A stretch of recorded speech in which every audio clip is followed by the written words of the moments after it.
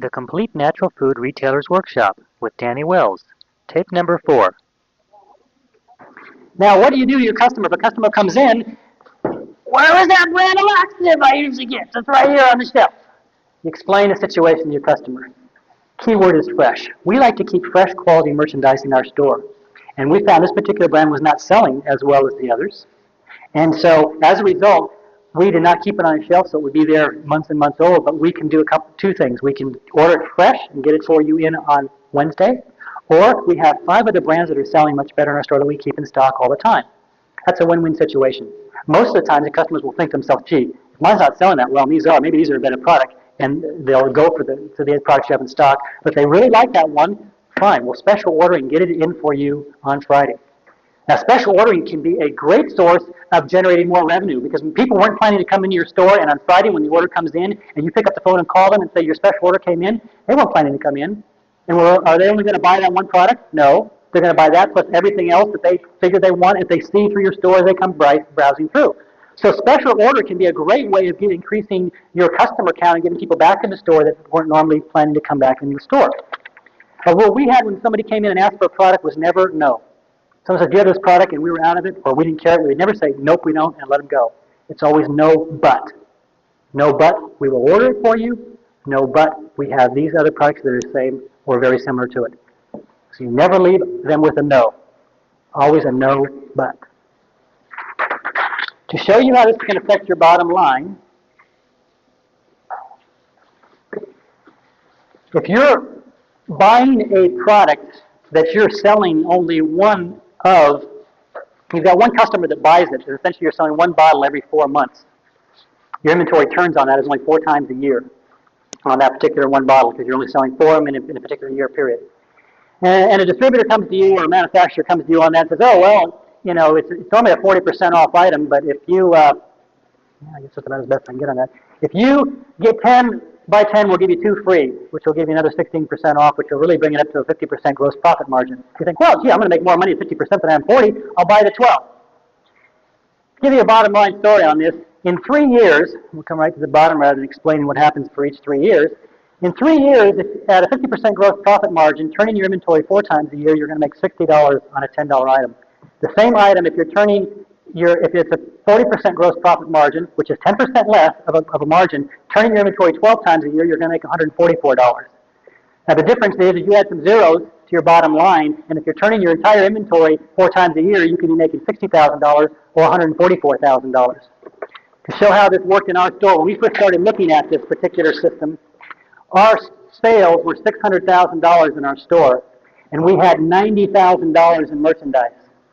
The next year, we were able to bring our sales up to $700,000, and we brought our inventory level down to $85,000.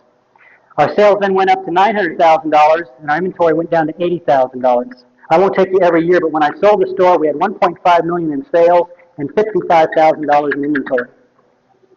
Now the difference was that I was able to more than double my volume and take $45,000 off the shelves and put it in my pocket by using this procedure of concentrating on turns, not discounts, selling what the customer wants, looking at the dates, ordering what they need in an ordering cycle. By doing that, we became a special order firm. We even had these special order forms printed up, which made it very easy because the customer came in and would ask for something that we didn't carry, and we would give them this form. This is not in your handbook, by the way. I just added a copy of this because people asked to see a copy of how we did that. And essentially, we put the date on it, the product name, the quantity, the customer's name, their daytime and evening phone, because you're working, you want to be able to call them and not spend all this time phoning them up. And then the company you buy it from, their item number, and when you ordered it. Now, we had a system in our store that worked pretty slick on this because that little pad, we used to use Scotch tape. Now we're printing these on Post-it notes. And so you just take that Post-it note off, and in the back room, above our receiving table where we receive all our merchandise and market and stuff, there's this big whiteboard, and we have lines driven on the board, and we'll have like our wholesaler, Nature's Best, our main wholesaler, and say we got Solgar vitamins, and might have Country Life vitamins, and Aubrey Cosmetics, and all the major companies, distributors we buy from are all up here. So if a customer comes in and says, I want to order a special order of Solgar vitamin A capsule, then we would take that special order tag, put it right in this section here on the board. So when we've gone through the store, and since all of our merchandise is out on the floor, not in the back room, our ordering is very easy because you just order off the shelf instead of going to the back room and looking twice to find out what you have in the back and what you have in the front. But after putting our whole order together of regular stuff, we come to the back and say, are there any special orders? Yes. And we write down the special orders. Then when the order comes in, the people are putting it away. It's right above the table. As soon as the Sogo order comes in, they look to say, okay, there are 3 special orders. So when those products come in, instead of them getting out on the shelf and getting lost somewhere, these Post-it notes immediately go on the products, and there is a shelf right near the phone that has all the special orders on them, and those are called. There's a little check-off list there that date when it's called, and you call the person, and they come in and get the product. This way, a product that normally you would have sitting on the shelf for 60 or 90 or 180 days before it's sold is on the distributor shelf, and instead of it becoming essentially an inventory liability, is now an asset because you've been able to get the product in, get the customer to come in and pick it up. They've bought other products, and you've got the money from the product before you even had to pay for it. Instead of the other way around, where you paid for the product and it sat there for 6 months before you got the money for it. It makes a big difference. Good question. If it's a good, our policy is if it's a good customer that we know regularly, that shops all the time, we just special order it, no problem, because they come in the store frequently and we know it. If it's someone that is an infrequent customer or we haven't seen them before, we ask for a 50% deposit to commit them right there. Because we've learned so many times, oh yeah, when we call them up, I got that down at XYZ health food store. Or, I don't need it any longer. We special order this for you, So that commits them if they really want it. Sometimes when we ask for deposit, they go, well, I'm not really sure if I really want it. I just was thinking about it. Well, that tells you right there they're not going to pick it up. So, okay, well, when you, think again and when you really want it, let us know. We'll be happy to get it for you. For what? Whether it's been deposited. That's this particular form. No, we do it through the register because we give. Then they pay right to the register, and the register tag comes out, and that's clipped to it, so we know what's been paid. Question? Not a question or comment. We've also made sure that there's a dollar limit on a special order that doesn't have a deposit, because, like you said, we've been stuck even with good customers on a $100 item or a $100 purchase. Yeah. So we will take a deposit over a minimum on any order. Good point. Having a minimum need for good customers, because even a good one will. Even a good one will get will stick you every so often. But as a rule, you kind of pick and choose. And I meant to probably say more of a good customer than a regular customer, because some regular customers are not good customers. Sorry to say. So now, as far as inventory taking, the last section on the actual inventory, there's a couple things too. If you're taking it on your own, then here's a few tips on how to make it a lot easier on you. Number one, you got to do it by department according to markup. Obviously, you're going to make sure you want to take every department, your perishable separately, your bulk separately, and get separate numbers on all this. We divide up into, for a smaller to medium-sized store, 3 to 4 teams of 2 each. And you have one caller calling directly to the person on the adding machine. We bring in like 3 or 4 or 5 adding machines into the store. So rather than having people list it on a pad and then having to go to the pad and add it up off the pad, if the person is calling right to the adding machine, 3 times $4.95, 3 times $6.95, whatever. And then when you get to the end of it, and say this is a shelf unit here, and we merchandise by brand, so say we're doing our vitamins, and we've got our Solgar vitamins here, and Twin Labs here, and Country Life here. We'll be doing shelves, so say we're going to do Twin Labs first. We'll come to Twin Labs, and as soon as we get to the end of the shelf, we'll say subtotal. So that way, if you happen to get all the way down here and make a mistake or something, you have to go all the way through again. You subtotal it at each shelf. You got a subtotal. When you get to the bottom, you go total, and if you know your markup, you're making 50% on it, take it times 50% and just roll the tag up, put on Twin Labs. There you've got your wholesale and your retail all done for you. It's done without having to go back and add up all your sheets. Because all you really want is the number for inventory. You don't have to have any record of all these sheets. You don't. There's no need to really have it. So by doing that, you go to the store and just have a adding machine tag for every department, and it can be very fast. In our store, when we did our own, then I think our inventory level was about probably $60,000, $70,000, and it maybe took us 3 hours to do the entire store that way. That's pretty quick. Now, if you use an inventory service, which is highly recommended if they are in your area and they can give you a good price, do a few things. One is get a prior agreement, and you contract for 2 to 3% plus 2 or 3% accuracy. Your inventory is only as good as it is accurate, and some of them will come into a really sloppy job. And so you contract for 2 to 3% accuracy. You go through your entire store and you label them with cards by department, and all you do is put a number on it. For instance, if you want Twin Lab to be number 1, and this may be number 2, and this may be department 3, and say bread is department 4, anywhere there's bread, you can put a 4. Even if you have it in 3 places throughout the store, that would be 4, and bulk may be 5, and cookies may be 6. You can go on. And we had like 30 different departments. And they're all strictly a number. So when they come in, the service comes in and they see anything with a number 1, they key in the number 1. They've got these machines that hook onto their side, and they can put any amount into any department. So they just walk through the store and just go like crazy counting these things, and they're very accurate. Be on site at the time of inventory. Don't like just say, okay, guys, have at it and go, because there are going to be questions about, where does this go, where does that go, and then you double check at least 3 sections, because when you get back the inventory report. One of the things nice about the inventory report form that you get from the service, and we use RGIS, they're national, Regis, they're a decent firm. One nice thing about getting the report is they'll give you your current level of inventory and your previous, so you can find out how your levels have changed. And then we have like 33 different sections, and you can see the different ones. This might be our 6 different types of items there. We can go back and double check just a couple of the sections and see how close it was to them. And if if it's within 1 or 2, 3%, we'll say okay. If it's not, we'll say, hey, we got a problem here. We want you to come back to the entire store, because that's what we contracted for. And once they know that in advance, they send pretty good people out, and you don't have a problem with that. So after you've done all this really hard work to keep your inventory in your store, don't lose it by slack security. For number 1, this doesn't apply to your regular delivery people from your normal, say, distributors, but when you have stuff delivered by common carrier, don't leave truckers unattended in your back room. Very common ploy, they bring in a hand truck full of 7 boxes of stuff, nobody's back there, they see something else over there and take 1 or 2 boxes out with them.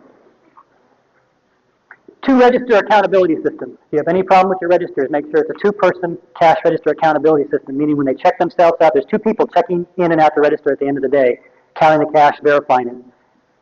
We already talked about this, don't let employees check themselves out. Know where all of your keys are. If you do have an employee that leaves under any type of unfavorable terms, and they had a key at any time, you don't know if they have a copy made, rekey your store.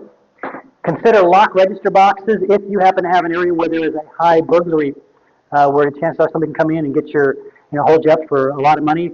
These boxes sell for about $80 each, and they bolt right up underneath your register, and they just have a little slot in them, and you can we used them, we would just dump in all of our 20s, we would never leave anything more than $150 in any register. All of our checks went in those little slots, all of the 20s went in the slots, so that if any time somebody came in and, held us up, they'd never get more than $150, $200. You learn that after you've been held up with $3,000 in the drawer. And then it happens once and you pay $80 for the box, and it's worth it. The video monitors we already talked about are very reasonable, and those are all ways of doing a security. Okay, inventory control. Any questions on that? Okay, then we are ready for another break.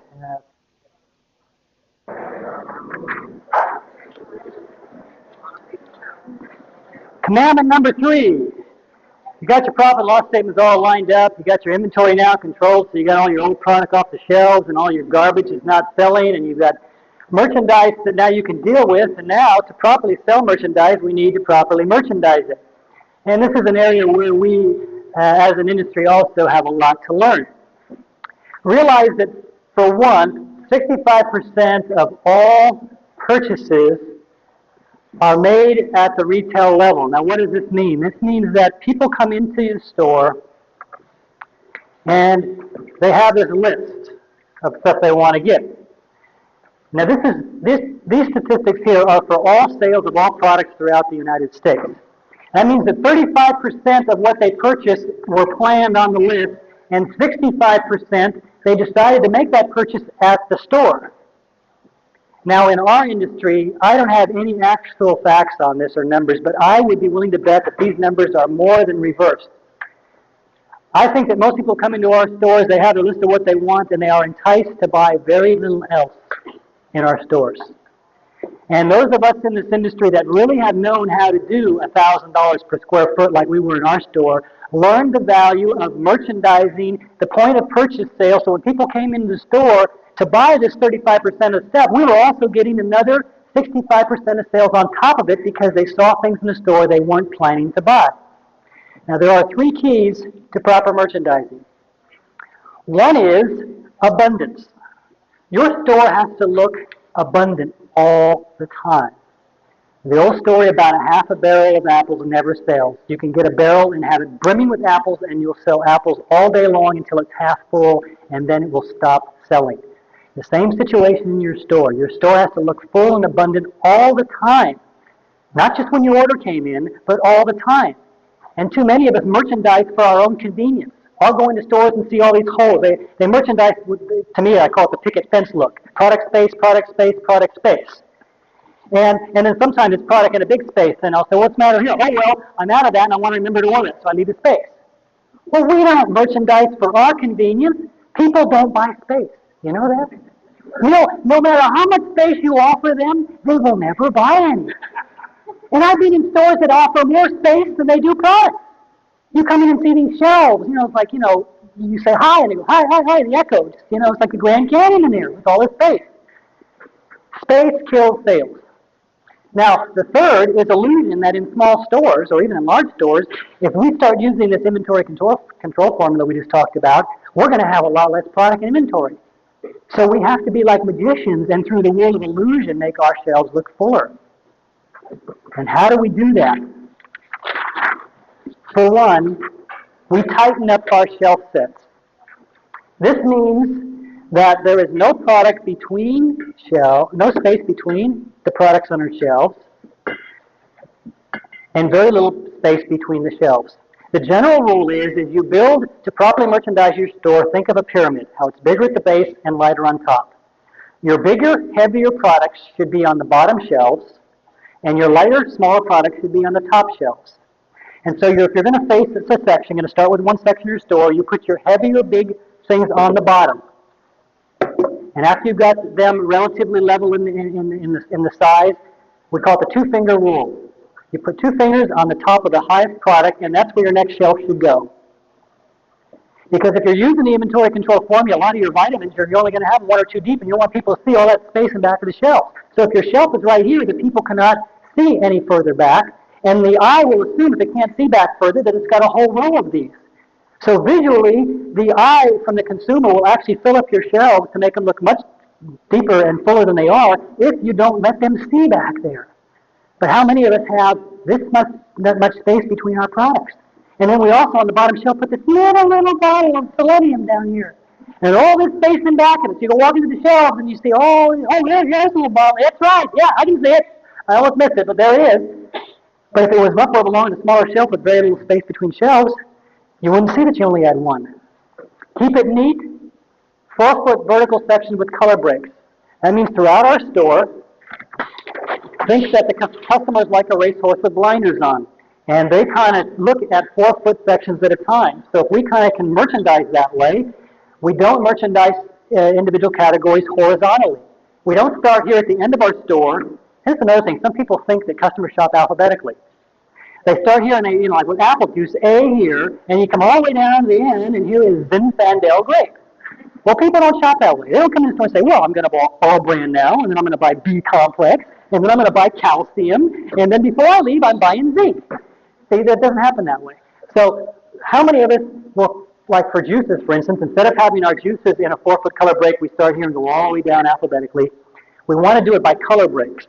Because what happens is, if you've got your first juice here on the shelf, and say it's apple juice, if you do it alphabetically, you got apple, apple peach, apple berry, apple this, apple that, and 19 combinations of apple juices. The consumer looks at the first one and says, apple juice. They read the first label. All these look kind of muddy and like apple juice, look very similar, so I'm assuming that all of these are all apple juice, so I'm not going to look anymore. I'll look down here to a different color. So what we do is we put apple juice here, and maybe put grape juice there, a different color, and maybe papaya juice there, and then maybe apple apricot there. Because if we're using shelf tags to tell us where these go, where the home is of this product, then we'll know what to order. And then if we happen to run out of a product and if we carry 2 facings of apple juice and 2 facings of grape and we happen to run out of grape, we don't leave a gap there because people won't buy the gap. We might move in and have all apple there. And when it comes time to order, we say, well, we know we don't carry all that apple. We'll look down and see the shelf tag. We're out of grape. So we order grape and fill it in. Use retail space to its fullest. A lot of people don't realize that you can put case stacks up anywhere, put baskets around, brimming anywhere.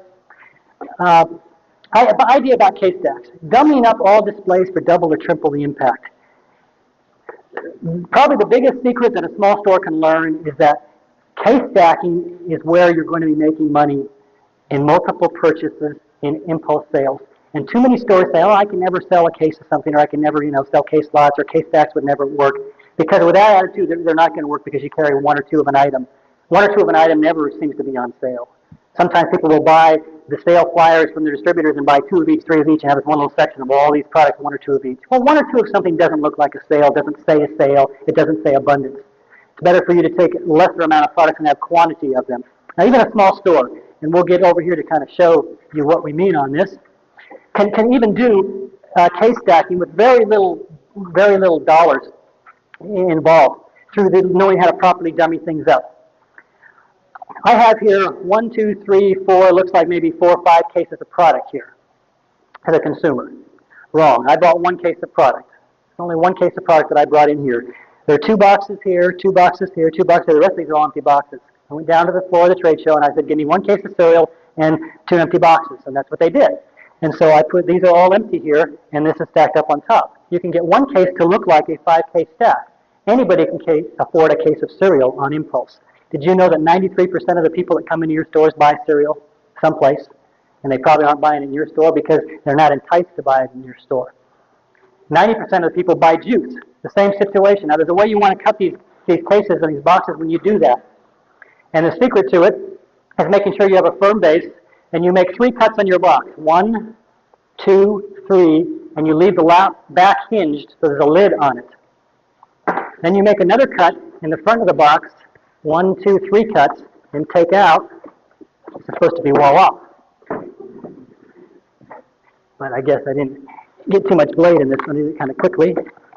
So let's make sure this one does. There we go. Come out. Make another 3 cuts on the front of the box. And voila. Now by doing that, you can take all the bottles out of your box, basically what I did, and just leave the front 3 bottles showing on that empty box. And you can go down to Cascadian Farms and ask them how much juice I brought up there and how many empty boxes they gave me. But what we have here is 1, 2, 3 cases, 3, 6, 9, 12. I have 1 case of product. I asked them to give me 2 cases of product and empty boxes. And then the remainder product will essentially, and what I didn't do is get 1 extra empty box because we would cut 1 extra box open, and that one would be cut on angles to the side.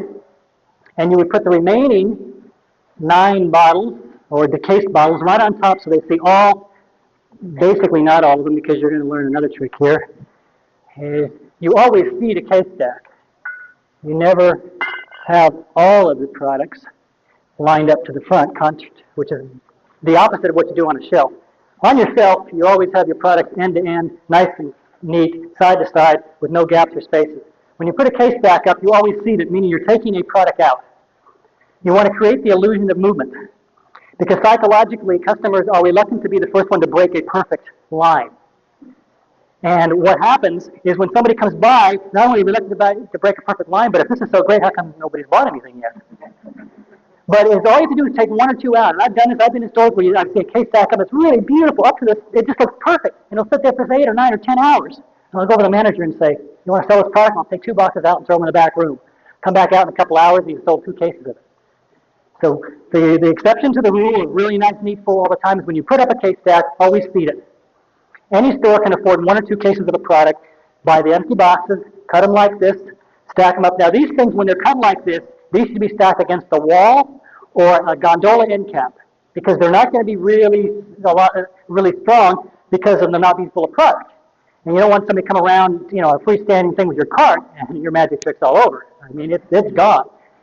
So the other thing that can be done with this particular stack is say you've sold all the juice off your top and you don't get an order in for a couple days, you can take the products out of these boxes, turn the boxes around. In fact, we'll just show you how that happens because that's what we did in our store.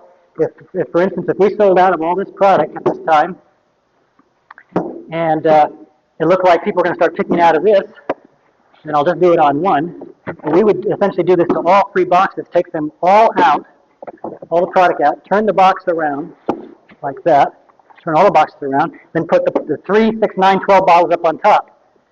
The illusion is that you still have 4 cases going here, you just haven't opened them up yet. And so when you get the other case or two in the next day when your order comes in, you turn them around, pop them into the front, and you've got your full stack up again, and you can leave it that way. Now, we started in our 1,000 square foot store with one case stack. By the time we were into our 1,500 square foot store, when we were a 1,700 square foot store, we had 22 areas for case stacking that we built into that store. Case stacking is where you sell products. Now, the thing that these are both missing is essentially a sign. If you are going to put a case stack up without a sign, then you might as well not even put up a case stack. Because when people come by, the beauty of a case stack is it visually gives them the opportunity to see one product in quantity, and this is what sells them. Again, you come around for cereal, and if you just have one box sitting on the shelf along with all your other boxes, they're not going to be enticed to buy that as much as seeing, oh, look at that. That looks great. I think I might try some of that cereal. If you do not have a sign that they can see from a distance, ideally 30, 40 feet back of the store coming up there, and the main thing on your sign should be the price. That's the biggest thing, should say the price. It's a mistake a lot of people make. Because if people can usually identify the product, they want to be able to immediately see the price. Because you're looking for seconds here. They have seconds to make this point of purchase decision that I want that product. So they should immediately be able to see that price. And then the name of the product and the savings. Regularly $2.89, save 70 cents. There it is. Same thing on the juice. You're going to want to have a sign large enough so that they can immediately tell what that product is from way down the street, that immediately what their savings is. And so our case stack signs are this big, at the minimum they're this size, or we sometimes will turn them this way and put them that way. And normally I have tape up here to put these on there and have them a permanent part of the display, but let's just see if that will work for now, which it won't. So we'll get some tape and put that up there. But generally you have to have signs. If you don't put the sign, you don't get the case stack. I was working in one store, pretty good sized store, large volume store. They had 3 case stacks right alongside of each other. They had an apple juice, an apricot juice, and a pear juice all stacked up. And I was in the store pretty much the full day, and I noticed they were all full case stacks when we started. At the end of the day, I went over and said, Larry, I said, how come you didn't sell any of your middle juice here? You sold the other 2, like there were 9 bottles gone here and 10 bottles gone here, nothing here. He said, I guess nobody likes apricot juice. I said, look again. These 2 had signs. There was no sign in the middle one. I said, the consumer will not assume this is on sale. They won't assume it's a good buy unless you tell them it's a good buy. So the importance of signing cannot be overemphasized in our stores, and it's something we're not doing enough of. I walk into so many stores and see these case stacks put up. They will it in there. They've invested the money in a 50 or 60 or 100 or 200 or $500 stack, and the sign appears maybe 7 days later or a week later. Sometimes it doesn't even appear, and you wonder why you haven't been able to generate those sales. So your end caps are an extremely important place for these signs. The use of wicker baskets. Here is another area where you can, especially if you're a smaller store and want to have the illusion of bulk, or actually this is kind of interesting too, even if you have a larger store and have bulk bins, you can sell more bulk out of 1-pound bags in baskets than you ever will out of your bulk bins. For one, bulk bins are not impulse. When people come into the store and go out of the bulk bin, they don't go by and say, ooh, those lentils look good, I'm going to buy some. They don't do that. They have a list of what they want, and they go over to the bulk section, they look, and they measure out what they want. But if you're going into a store, and we have in our store, and we'll show you in the slides, we have these wicker baskets, and we would put like 1-pound sunflower seeds, just mound them up with a sign. 1-pound sunflower seeds, 99 cents. 1-pound almonds, $1.99. 1-pound raisins, things that are impulse-type snack items. We would sell 30 to 40 times more out of one little basket, already put up in 1-pound bags, because why? It's impulse. People weren't planning to get it. It's put up for them already. They don't have to weigh it. And the price is right there for them. So a bulk item, which is never considered impulse, can now be turned into an impulse item. When I was in Australia, I shared this with the stores in Australia, and very few stores down there used any of these type of merchandising tricks. I went back this last year and went into one store. He said he used to have, his bulk section was in line in the shelf. He used to bag in 1-pound bags, or down there was half-kilo bags, and he had a whole roll of almonds and a whole roll of sunflower seeds. He sold usually 4 to 5 pounds of almonds a week. He was in a busy mall. We went back to him this year, and I said, well, what did you learn from the seminar last year? He said, putting things in 1-pound bulk out there has been phenomenal. I went down and visited his store. In the front of his mall, he had these big baskets with all his bulk. He had bulk canola, he had bulk sunflower seeds, almonds, whatever. He said he sells 400 pounds of almonds a week. He sells 200 pounds of granola. He is selling almost a ton of bagged products this year, and last year he was selling 5 bags of almonds a week. All it was making an impulse out where the people could see it. He always see. So in impulse, when things are created in quantity, taking single products in quantity is where you get that impulse sale. And the mistake we make, like in end caps, a very common mistake we make in our end caps, and what an end cap is, in case you're not familiar with that terminology, is that when you come into your store, you've got your store, and you have your gondola shelving units. These are called gondolas, if you're not familiar with that terminology. Your freestanding units. You have your shelves against the wall and your freestanding gondolas. These are your end caps here. A lot of us just wind up putting shelves on this and making it more product, more shelves, and it doesn't really do anything to increase sales. An end cap should be limited to 1 or 2, at the most 3 products in quantity. That's where you stack up your case stack of juices or chips or cookies or snack impulse items in quantity. If you're a small store, you buy 1 or 2 cases and get empty boxes and make it look like 5 or 6 cases. If you're a large store, you go ahead and buy 10 cases and 20 cases because you can sell them. But the secret is limited to only 2 or 3 products at a location. So people are trying to look at so many things on sale. Another area is your checkout counters. We should use our checkout counters for merchandising, not for stocking regular stock product. I don't know how many stores I'll go into and I'll see the same little Trident gum rack there for 9 years. Or the candy rack. Now, the manufacturers know this, so they make these little counter racks. But the counter is the most visible marketing place in your store because every customer that comes in your store has to stop at that counter, and they're waiting there. You have a captive audience while they're sitting there waiting to be checked out. And instead of having the same gum or 20 or 30 or 40 cents item, in our store we use the counters for introducing new products. Every week we would pick maybe 1 or 2 different items. Maybe it was a new shampoo, and we'd have them stacked up there with a sign, try the new shampoo, or a new facial cream, or a new vitamin, or a new cookie. But it was 1 or 2 items stacked up in quantity. Because there was one decision we want them to make. We don't want them to have all these little trinky things. And I've had some stores say, oh, well, if I take this off the counter, it'll never sell. Get a clue, man. Or sir. Take it out of the store. I mean, if it requires this front row attention to sell these candy bars, then get them out of the store.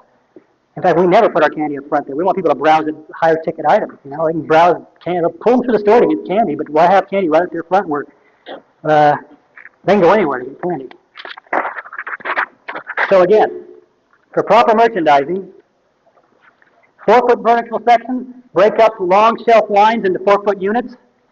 This one will not be in your category. Use color breaks. Determine product depth and breadth according to movement. Another problem we have is sometimes you'll go in a store and see they'll have the same amount of facings of all their oils. When your canola and your sapphire oil, you're selling like crazy. I'd have 2 or 3 facings wide of it, and you still got 1 facing. You're constantly refacing that and refacing it. So your breadth and depth of product should equal your product movement.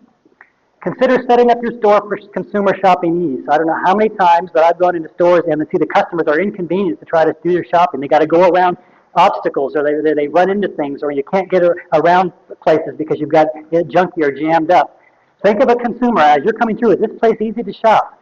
Experiment with placement and layout changes. You'd be surprised by moving products around. Slow-moving items next to volume sellers, you can increase the sales of those. Another way, if you've got a dead product that's not selling, you want to mark it down, move it over to something that is selling well so people can see, oh, okay, that's the way that it can go. And incorporate as many stacks as your store will accommodate. As many, even in a small store.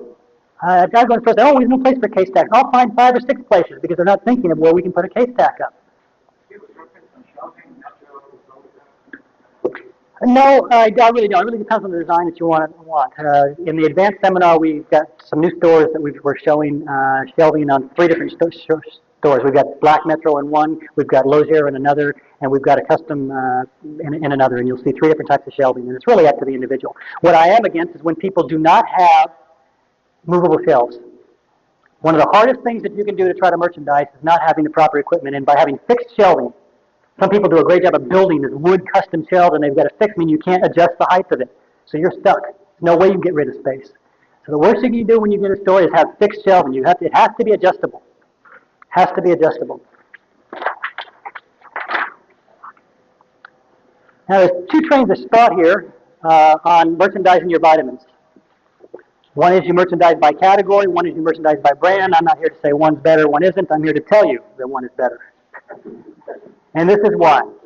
Merchandising vitamins by brand. For one, the section looks better. For number 2, it attracts new customers. Remember, 85% of the people out there, our store is foreign to them.